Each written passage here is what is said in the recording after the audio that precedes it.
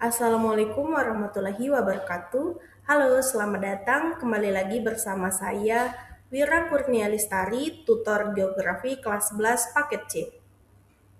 Baiklah teman-teman, kita di minggu kedua ini akan tetap membahas tentang dinamika penduduk dan pengembangan wilayah urban yang berjudul tentang mobilitas penduduk dan analisis komuter. Tujuan pembelajaran di minggu ini yang pertama memahami perbedaan jenis mobilitas penduduk, sirkuler, komuter, dan migrasi. Yang kedua menganalisis peran wilayah hiperurban sebagai gerbang transportasi. Dan yang ketiga melakukan survei sederhana. Teman-teman ada yang tahu nggak sih apa itu mobilitas penduduk? Mobilitas penduduk adalah pergerakan penduduk dari satu wilayah ke wilayah lain, baik untuk tujuan menetap maupun sementara. Mobilitas penduduk ini ada dua, yaitu mobilitas permanen dan mobilitas non-permanen. Mobilitas permanen adalah perpindahan yang disertai niat untuk menetap di daerah tujuan, seperti migrasi internasional, transmigrasi, dan urbanisasi. Sedangkan mobilitas non-permanen yaitu perpindahan sementara tanpa niat untuk menetap, seperti sirkuler dan komuter. Ada 3 jenis mobilitas. Yang pertama ada migrasi. Migrasi adalah perpindahan penduduk melintasi batas administrasi untuk menetap permanen. Yang kedua ada sirkuler.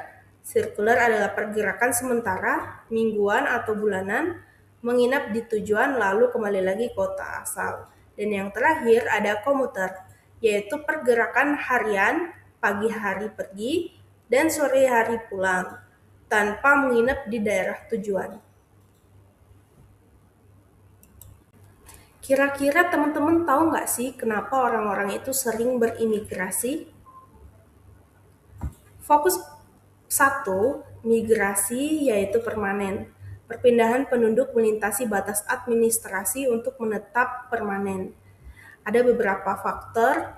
Yang pertama itu ekonomi, mereka mencari pekerjaan dari satu kota ke kota lain yang lebih layak. Kemudian ada sosial, pendidikan, dan yang ketiga ada lingkungan karena bencana alam. Nah, mereka ini dari satu kota berpindah ke kota lainnya untuk mencari ekonomi, sosial, lingkungan yang lebih layak.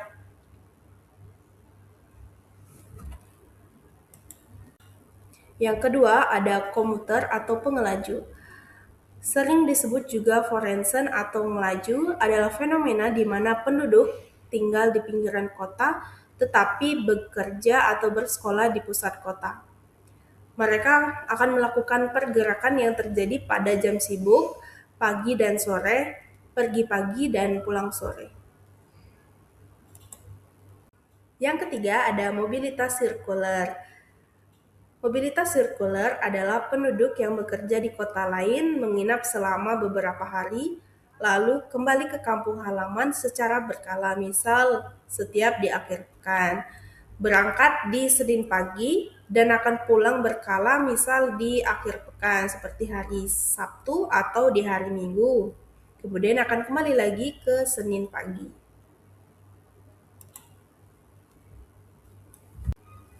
Contoh studi kasus yang terjadi di beberapa wilayah kota kita, yaitu memiliki posisi unik sebagai periurban desa kota.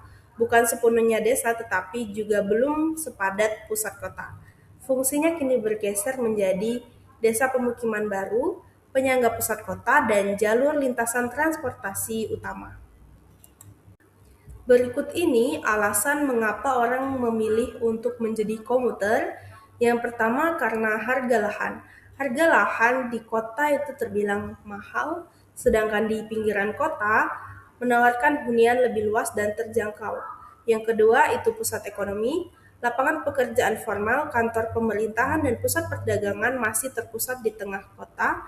Dan yang ketiga itu fasilitas. Sekolah favorit, universitas, dan rumah sakit rujukan itu utama berada di pusat kota. Konsep asal ketujuan. Origin atau asal merupakan tempat pergerakan dimulai, biasanya adalah daerah pemukiman, sedangkan destination atau tujuan merupakan tempat pergerakan berakhir, biasanya adalah pusat kegiatan seperti kantor, sekolah di pusat kota. Kemudian ada memetakan arus pergerakan. Jika banyak garis menumpuk di satu jalan utama, itu artinya jalan tersebut adalah koridor utama. Sedangkan di pusat kota, koridor utamanya mungkin adalah jalan raya lintas provinsi yang menghubungkan bandara atau pelabuhan dengan kota.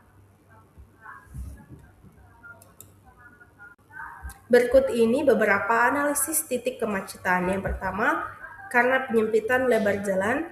Yang kedua, hambatan samping seperti pasar tumpah, parkir liar, atau angkut antem. Dan yang terakhir ada volume berlebih, merupakan jumlah kendaraan melebihi kapasitas jalan di jam sibuk, di pagi atau jam sore. Selanjutnya, kebutuhan transportasi publik. Seperti yang kita ketahui bahwa kondisi saat ini banyak warga yang bergantung pada kendaraan pribadi atau motor.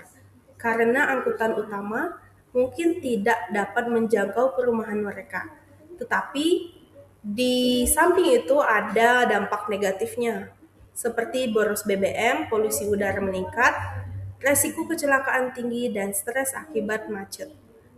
Dan solusi idealnya yaitu bus rapid transit BRT atau angkutan feeder yang masuk ke wilayah perumahan mereka.